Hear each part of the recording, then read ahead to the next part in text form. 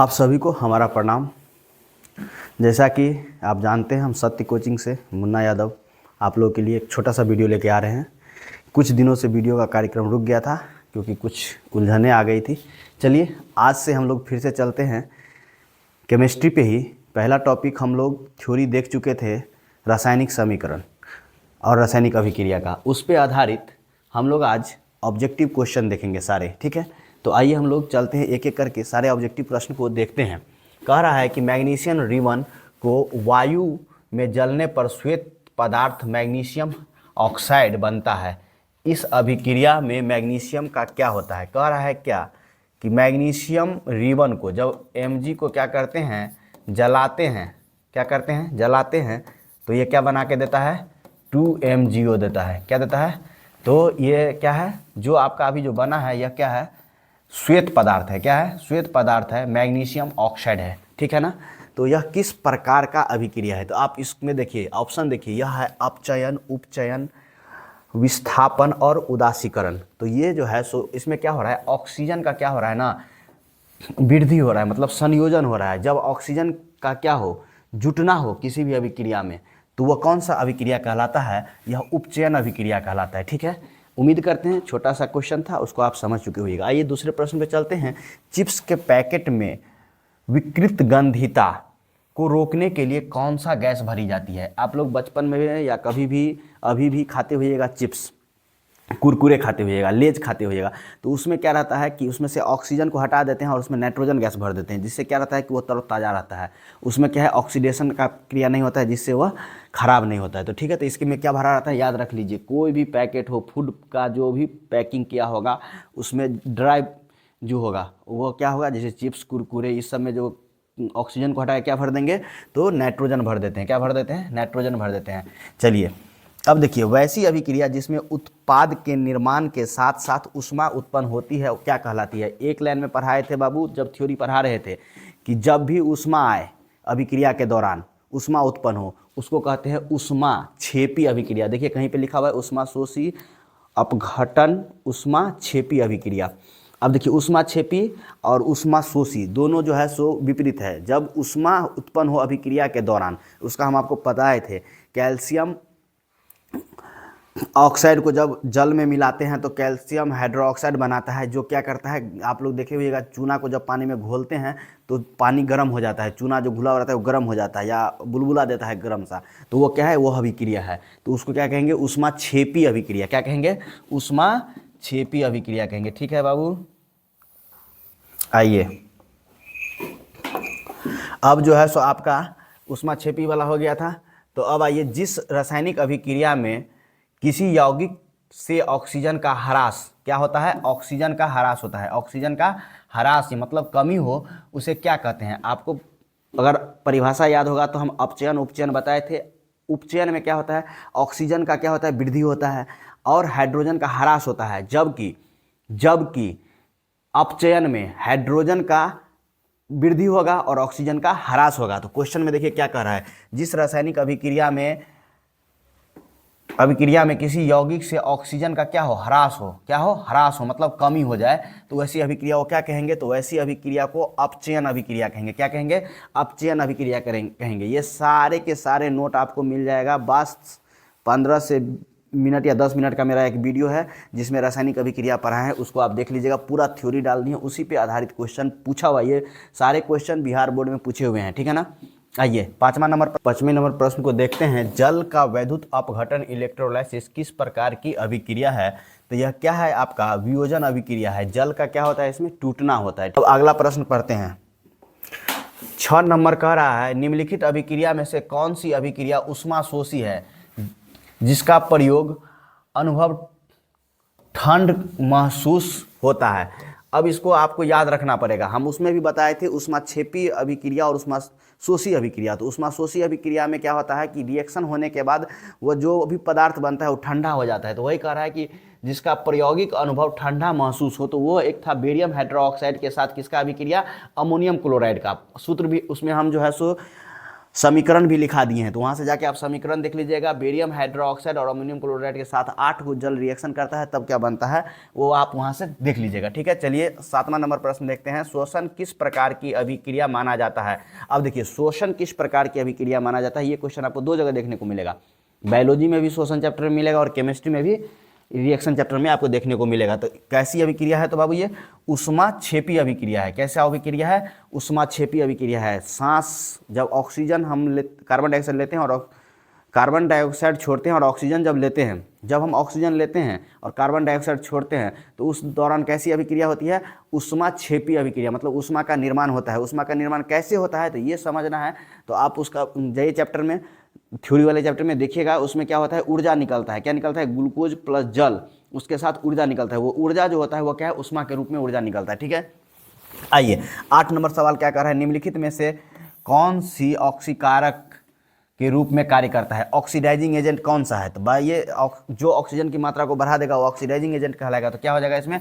Oxygen हो जाएगा। ठीक है, लोहे में जंग लगना किस प्रकार की अभिक्रिया है? लोहे में जब जंग लगता है तो आप देखिएगा, लोहा में जब जंग लग जाएगा, उसको पटकिएगा तो उसमें से जो है सो कण सब झड़ जाता है। क्या हो जाता है? कण सब झड़ जाता है। मतलब क्या होता है? लोहा जो है सो क्या हो रहा है? डिकम्पोज हो रहा है। मतलब क्या हो रहा है? उसमें से क्या हो रहा है? वो पहले मोटा था, अब धीरे धीरे पतला होते जाएगा। तो क्या है?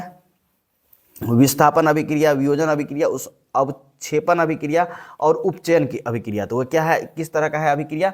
उपचयन अभिक्रिया है। क्योंकि कभी भी लोहा अगर पानी के कंसल्ट में ना आए तो लोहा में जंग नहीं लगता है। जब या तो ओस के रूप में या किसी रूप में आता है तो क्या होता है? उसको ऑक्सीजन मिलता है और उसमें जल मिलता है, मॉइस्चर मिलता है, उसके चलते वो क्या करता है?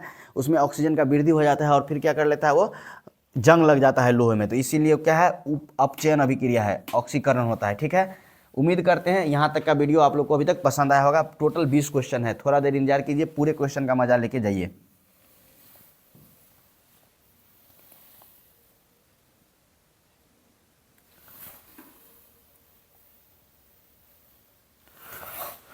क्वेश्चन नंबर 20 पे हम लोग आते हैं।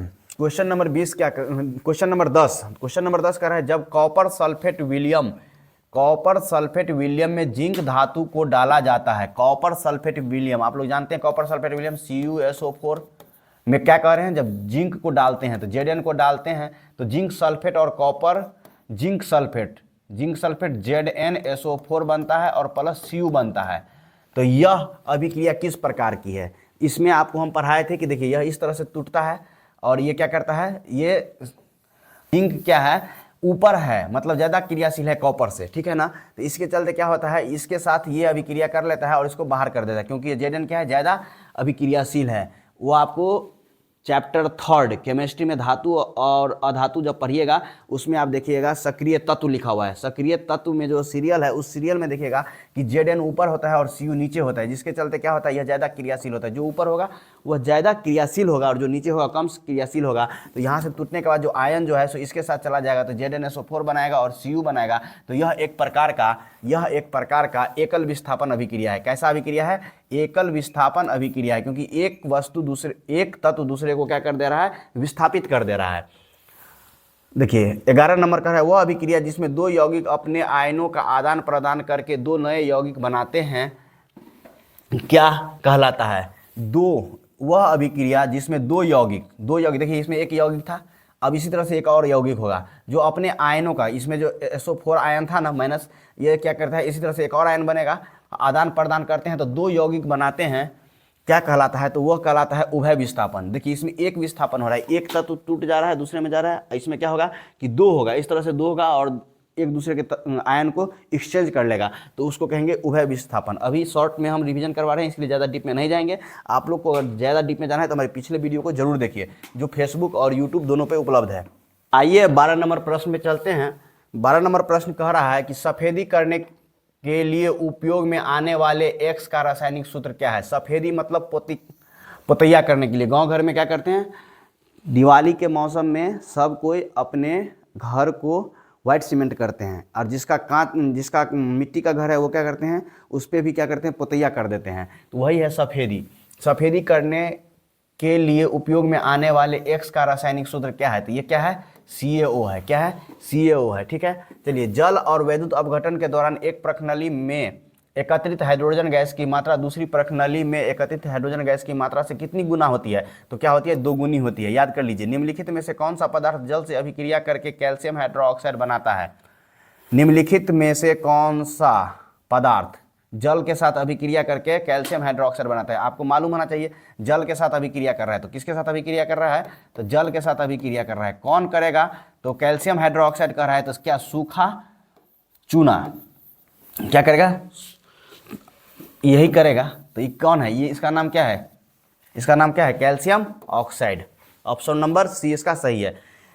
H2 + Cl2 that gives 2HCl। यह अभिक्रिया किस प्रकार का है? देखिए इसमें क्या हो रहा है? संयोजन हो रहा है, ये दोनों मिलके एक बना दे रहा है, तो यह क्या हो जाएगा? संयोजन अभिक्रिया हो जाएगा। वह अभिक्रिया जिसमें एक अविलय ठोस उत्पाद बनता है क्या कहलाता है? तो वो क्या बनाता है? देखिए वो अपक्षेपण अभिक्रिया होता है। क्या होता है? अपक्षेपण अभिक्रिया होता है।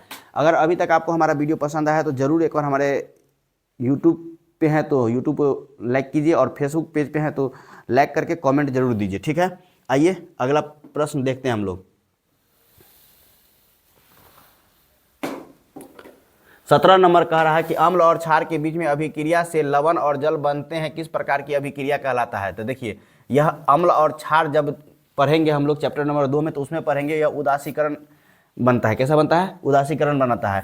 निम्नलिखित में से कौन सा अवकारक रिड्यूसिंग एजेंट है? अवकारक पूछ रहा है। क्या पूछ रहा है? अवकारक। अवकारक अवकारक कौन सा है भाई? तो आपको पहले बोले हैं ऑक्सीडाइजिंग एजेंट क्या होता है? ऑक्सीजन। और अवकारक क्या होगा? H2, ठीक है। रासायनिक समीकरण लिखने का सबसे महत्वपूर्ण लाभ क्या है? तो भाई ये क्या करता है? समय बचाता है अपना। क्या बताता है? समय और कागज दोनों बचाता है। क्या बचाता है? तो समय बचाता है एवं कागज बचाता है। कागज की बचत होती है इसमें। ऑप्शन नंबर सी इसका सही हो जाएगा। जस्ता तांबे से अधिक क्रियाशील है, यह सिद्धांत किस प्रकार की अभिक्रिया को निर्धारित करता है? तो देखिए अब ये बताए थे जिंक क्या करता है? कॉपर से ज़्यादा अभिक्रियाशील है। तो जब आप सक्रिय तत्व के बारे में पढ़िएगा चैप्टर नंबर 3 में, तो वहाँ देखिएगा जास्ता ऊपर में है, कॉपर नीचे में है, ठीक है, हाइड्रोजन से। तो इसी के चलते क्या हो जाता है कि ये क्या कर देता है? विस्थापन कर देता है। क्या करता है? कॉपर को विस्थापित कर देता है जास्ता। तो इसमें विस्थापन अभिक्रिया हो जाएगा। छोटा सा वीडियो आप लोगों के लिए लाए हैं। अगर आप लोग को हमारा ये वीडियो पसंद आता है, हमारी मेहनत पसंद आती है, अगर हम आपके पास 10 मिनट का ये वीडियो लेके आते हैं तो इसके पीछे हमारा 1 से 1.5 घंटा का मेहनत है। अगर आप लोग इस चीज़ को समझते हैं तो प्लीज़ हमको सपोर्ट कीजिए। प्यार के रूप में आप लाइक ज़रूर कर दीजिए, थोड़ा सा कमेंट कर दीजिए। दोनों जगह पे हम ये वीडियो फेसबुक पे भी और यूट्यूब पे दोनों जगह डालते हैं, आप लोग कहीं से भी देख सकते हैं। यूट्यूब पे मेरा चैनल है @सत्य कोचिंग, ठीक है। आज के लिए बस इतना ही, धन्यवाद।